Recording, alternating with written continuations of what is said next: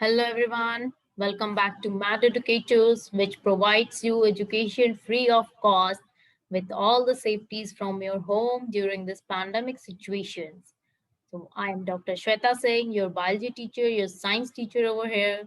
So let's continue our class. तो last class में हमने स्ट्रक्चर ऑफ सेल पढ़ा था.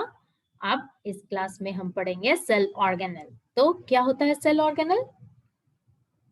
The cellular components are called cell organelle. क्या मतलब हुआ? Cellular components means cells के अंदर जितने भी components यानी कि जितने भी सामान present हैं, cells के अंदर जो जो चीजें present होंगी वो उसको हम क्या बोलेंगे? Cell organelles. Present in both prokaryotes and eukaryotes. जो सेल ऑर्गेनेल होते हैं वो कहाँ प्रेजेंट होते हैं? दोनों में प्रेजेंट होते हैं. किसमें? प्रोकैरियोट्स में भी और यूकैरियोट्स में भी. Prokaryotes and eukaryotes. ओके. अब ये प्रोकैरियोट्स क्या होता है और यूकैरियोट्स क्या होता है इसको हम आगे की क्लासेस में डिटेल में पढ़ेंगे. आज हम सेल ऑर्गेनेल यानी कि सेल का पूरा सारे प्रोडक्ट्स, सारी चीजें, उनका फंक्शंस, उसको डिटेल में पढ़ेंगे. ओके. नाउ अब सेल ऑर्गेनेल्स में क्या क्या चीजें आती हैं, क्या क्या चीजें प्रेजेंट होती है? सबसे फर्स्ट हो जाएगा हमारा nucleolus. Nucleolus. Second will be nuclear membrane. Nuclear membrane. Okay. Then third structure we will learn about chromosome. It's chromosome. Again the next will be ER, means endoplasmic reticulum. Then our next structure will be Golgi bodies. Golgi bodies जिसको हम Golgi apparatus भी बोलते हैं. तो अगर कभी confuse नहीं होना है क्योंकि डायग्राम्स में गोल्गी apparatus ही ज्यादातर लिखा रहता है. राइबोसोम. Then mitochondria. बहुत सारी चीजें प्रेजेंट होती है सेल्स के अंदर. जब आप इनके स्ट्रक्चर्स और फंक्शंस पढ़ोगे ना तो और बेटर तरीके से समझ में आएगा. बहुत इंटरेस्टिंग टॉपिक है. लाइसोसोम्स. लाइसोसोम्स. Then chloroplast. बहुत सारी चीजें है ना. कितना पढ़ना भी है हमें, बट बहुत इजी और बहुत ही अच्छा टॉपिक है. Then last is vacuoles. Okay. It's OLES. O then L. Okay. चलिए वैक्यूल्स. मैं फिर से नीचे स्पेलिंग लिख देती हूँ, अदरवाइज आप कंफ्यूज हो जाओगे. कंफ्यूज नहीं होना है. VACUOLES. vacuoles. Let's erase this. Okay. Now, so I have a diagram and I will explain you everything with this diagram. सारे structures के function क्या क्या हैं इनको हम डिटेल में अभी डायग्राम से देखते हैं. चलिए ये सारे हमारे सेल ऑर्गेनेल्स हैं. ठीक है. तो सबसे पहले हमें किसे कंसिडर किया हमने? न्यूक्लियोलस. न्यूक्लियोलस क्या होता है? It is the site of ribosome synthesis, यानी कि वैसा प्लेस जहां पे राइबोसोम बनता है. अभी राइबोसोम को भी हम अभी देखेंगे. राइबोसोम का प्रोडक्शन यहाँ पे होता है न्यूक्लियोलस में. ठीक है. फंक्शन क्या हो गया इसका? Control cellular activities and cellular reproduction. क्या करता है ये? जो सेल्स की जो एक्टिविटीज, मतलब सेल्स के डिवीजन को, सेल्स का जो फूड प्रोडक्शन कंट्रोल है, सेल्स का मूवमेंट है, इन सारी चीजों को कौन कंट्रोल कर रहा है? न्यूक्लियोलस. और रिप्रोडक्शन में सारे सेल डिविजन्स कैसे होंगे, कब होंगे, इन सारी चीजों को कौन कंट्रोल करता है? Nucleolus. Now our second point is nuclear membrane. अब न्यूक्लियर मेम्ब्रेन क्या होता है? न्यूक्लियस के ऊपर जो मेम्ब्रेन होता है, जो कवरिंग होती है, वही है हमारा न्यूक्लियर मेम्ब्रेन. तो ये क्या हो गई? कवरिंग हो गई न्यूक्लियस के ऊपर. protects the nucleus by forming a barrier between nucleus and other cell organelles.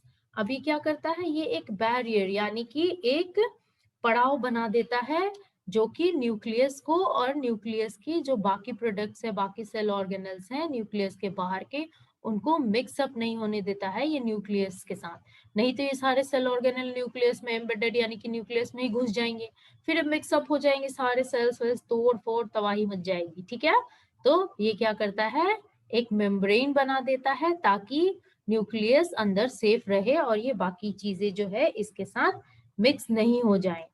ठीक है, फिर नेक्स्ट है हमारा क्रोमोसोम। क्रोमोसोम्स हम सब जानते हैं हमारे जेनेटिक मटेरियल को कौन ट्रांसफर करता है, किसके थ्रू हमें जेनेटिकली हम हेरिडिटरी मिलती है, क्रोमोसोम्स। तो क्रोमोसोम क्या करता है, determines sex of an organism. Sex को डिटरमाइन करता है यानी कि बॉय है या गर्ल है, तो ये चीजें बताता है। तो अगर एक्स एक्स है तो बॉय हो गया और एक्स वाई है तो गर्ल हो गया। ये कैसा होता है, इसका स्ट्रक्चर कैसा होता है, थ्रेड लाइक स्ट्रक्चर। ठीक है, एक पतले धागे के जैसा होता है और ये हमेशा जो है पेयर्स में प्रेजेंट होता है यानी कि जोड़े में प्रेजेंट होता है। और ह्यूमन बींग्स में कितने पेयर्स होते हैं, 23 pairs. Okay, every human being has 23 pairs of chromosome. Now coming to our next topic, which which part, endoplasmic reticulum. ये two types के होते हैं, rough endoplasmic reticulum और smooth endoplasmic reticulum. Endoplasmic reticulum क्या है, it is a network of membrane inside a cell through which protein and other molecules move. अब इसमें क्या होता है कि बहुत सारे membranes present होती हैं। membranes वो चीजें हो गई जो हमारी चीजें सेल्स के बाहर जाएंगी नहीं जाएंगी, कौन सी चीजें कहाँ ट्रांसफर होगी, जो भी आने जाने का जो आवागमन का जो होता है ना, वो सारी चीजों को कौन डील करता है, एंडोप्लाज्मिक रेटिकुलम।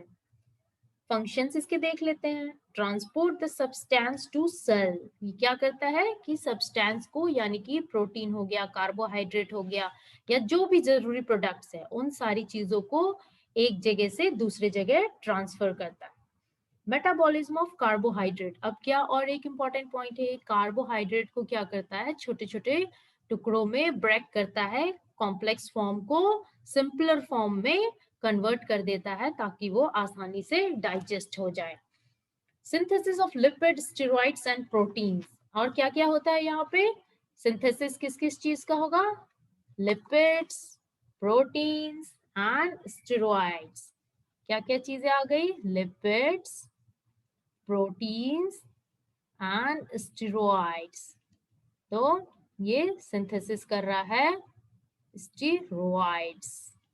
ठीक है, गोल्गी बॉडीज, गोल्गी apparatus लिखा है ना यहाँ डायग्राम में, बट इसको हम गोल्गी बॉडीज भी बोलते हैं। Organelle that is responsible for transporting, modifying and packaging of protein and lipids.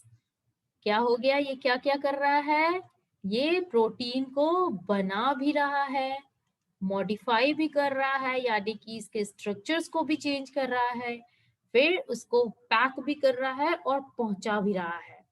तो इसलिए इसको हम क्या बोलते हैं, पोस्ट ऑफिस ऑफ सेल भी बोलते हैं। क्यों, क्योंकि यहाँ से ये हमारे प्रोटीन्स को बनाता है, पैक करता है, लेके जाता है, पहुंचाता है। तो ये पोस्ट ऑफिस ऑफ सेल भी हम लोग इसलिए इसको कंसिडर करते हैं। Okay, now coming to ribosome. Ribosome, I told you कि हम राइबोसोम अभी आगे देखेंगे। देखिए राइबोसोम क्या होता है। राइबोसोम क्या करता है, सिंथेसाइज प्रोटीन, जो प्रोटीन को बना रहा है वो कौन है, ribosome. Okay, synthesize protein, protein का प्रोडक्शन कौन कर रहा है, राइबोसोम। नाउ माइटोकॉन्ड्रिया, माइटोकॉन्ड्रिया बहुत इंपॉर्टेंट ऑर्गन होता है। ठीक है, यहाँ पे इसको हम क्या सब बोलते हैं, also known as power house of cell. क्यों पावर हाउस बोलते हैं, ये हमेशा ये क्वेश्चन आता है कि पावर हाउस ऑफ सेल कौन है, which is the power house of cell, very very important. Power house of cell कौन है, माइटोकॉन्ड्रिया। और क्यों बोल रहे हैं, क्यों, क्योंकि ये एटीपी का प्रोडक्शन कर रहा है। एटीपी ही जो प्लांट्स में होता है ना, एनर्जी का फॉर्म होता है, एनर्जी का जो स्रोत होता है वो एटीपी ही है। एटीपी क्या है? Adenosine triphosphatase, adenosine triphosphatase, okay, triphosphatase. तो ये एनर्जी का स्रोत है प्लांट्स में, ओके। तो इसका मेन फंक्शन क्या हो गया? एटीपी प्रोड्यूस करना, इसलिए बोल रहे हैं पावर हाउस ऑफ सेल, ठीक है। नाउ लाइसोसोम्स, लाइसोसोम्स क्या कर रहा है? Lysosomes membrane bound cell organelle that contains digestive enzyme. ये क्या है? एक सेल ऑर्गेनेल है जो कि मेम्ब्रेन बाउंड, यानी कि मेम्ब्रेन्स इसमें प्रेजेंट होती है, ये भी मेम्ब्रेन्स के अंदर घिरा हुआ रहता है। और इसका मेन फंक्शन क्या है? इसके अंदर जो होती है वो डाइजेस्टिव एंजाइम्स होती है। यही जो एंजाइम्स होती है ना, उन्हीं की वजह से जो प्लांट्स हैं वो अपने खाने को पचा पाते हैं, डाइजेस्ट कर पाते हैं। तो इसका फंक्शन क्या हो गया? Protects the cell by engulfing foreign body entering the cell. अब एक काम और कर रहा है, ये क्या कर रहा है? एनगल्फ, यानी कि खा जाता है, ओके। ये बड़ा सा मुंह खोल के ना, जो फॉरेन बॉडी यानी कि जो वायरसेस, बैक्टीरिया या फिर जो भी फ्लाइज वगैरह आते हैं ना, उनको ये क्या करता है? एनगल्फ कर लेता है, यानी कि खा जाता है, अपने अंदर समा लेता है। तो इस तरीके से ये प्लांट्स की हेल्प कर रहे हैं। बहुत सारे फ्लाइज होते हैं ना जिनमें प्रोटीन्स प्रेजेंट होती है, तो ये उनको खाते हैं ना, तो प्लांट्स को इनसे भी प्रोटीन मिलता है। Helps to regrow new cells. अब ये क्या करता है? जो नए सेल्स है ना, उनको भी बनाने में हेल्प करता है, न्यू सेल्स के प्रोडक्शन में भी हेल्प कर रहा है।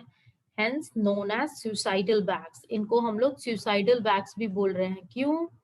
क्योंकि ये जो है ये सेल्स को खत्म भी कर रहा है और प्रोड्यूस भी कर रहा है, तो इसके खुद के अंदर ही सेल्स मर जाते हैं ना, इसी वजह से हम इसको सुसाइडल बैग बोलते हैं। नाउ क्लोरोप्लास्ट, क्लोरोप्लास्ट क्या होता है? Cell organelle that conduct photosynthesis. Chloroplast जो है बहुत ही इंपॉर्टेंट होता है प्लांट्स के लिए। Chloroplast is very important for plant. ये क्या करता है? फोटोसिंथेसिस में हेल्प करता है। फोटोसिंथेसिस पता है ना, जिससे प्लांट्स अपने फूड प्रोड्यूस करते हैं, किसके प्रेजेंस में? Sunlight and chlorophyll. Sunlight and chlorophyll के प्रेजेंस में प्लांट्स अपना खाना बनाते हैं, उसी को बोलते हैं हम फोटोसिंथेसिस का process. Most of the important organelle for photosynthesis contains pigment chlorophyll. अब हमें क्लोरोफिल तो चाहिए, बिना क्लोरोफिल के तो हम फोटोसिंथेसिस का प्रोसेस कर ही नहीं सकते, खाना बना ही नहीं सकते। नाउ वैक्यूल, वैक्यूल क्या होता है? ये एक हॉलो स्ट्रक्चर होता है। Cell organelle present in cytoplasm and fill with watery fluid. इसमें क्या होता है? ये साइटोप्लाज्म में प्रेजेंट होता है, ये हमारा साइटोप्लाज्म है ना, यहाँ साइटोप्लाज्म के अंदर वैक्यूल्स प्रेजेंट होगा और इसके अंदर क्या होगा? वाटरी फ्लूइड्स, यानी कि जो पानी से भरे हुए, चलिए, वाटरी फ्लूइड्स प्रेजेंट होगा। और फंक्शंस क्या क्या है? इसके भी बहुत सारे फंक्शंस हैं। Store food, water and other waste material present in cell. क्या क्या करता है ये? Stores food, water and other waste materials, okay. जो फूड को भी रखेगा ये, और वाटर को भी स्टोर करेगा, और जो दूसरे वेस्ट मटेरियल्स यानी कि जो वेस्ट प्रोडक्ट्स जो प्रोड्यूस होते हैं ना प्लांट सेल से, उनको भी ये अपने अंदर रखता है। तो बेसिकली ये क्या हो गया? ये एक बैग हो गया ना, जिसके अंदर बहुत सारी चीजें प्रेजेंट हैं। तो वैक्यूल्स जो है वो एक बैग की तरह काम करता है और हमारी सारी चीजों को स्टोर करता है, okay. Now this is the diagram of photosynthesis. Photosynthesis मैंने थोड़ा सा एक्सप्लेन यहाँ पे करने के लिए किया था। ये सनलाइट हो गया, source of light is sunlight यहाँ पे हो गया, और यहाँ पे कार्बन डाइऑक्साइड, ऑक्सीजन और ये वाटर, इन सब के प्रेजेंस में क्या होता है? ये फोटोसिंथेसिस का प्रोसेस। प्लांट्स अपना खाना इसी से बनाते हैं, ठीक है। ओके, सो आई होप आप सबको सब कुछ समझ में आया होगा। और नेक्स्ट क्लास में हम आगे में डिटेल में इन सारी चीजों को देखेंगे। फिर से हम नए टॉपिक के साथ नेक्स्ट क्लास में मिलेंगे। Okay, thank you so much, bye bye, take care.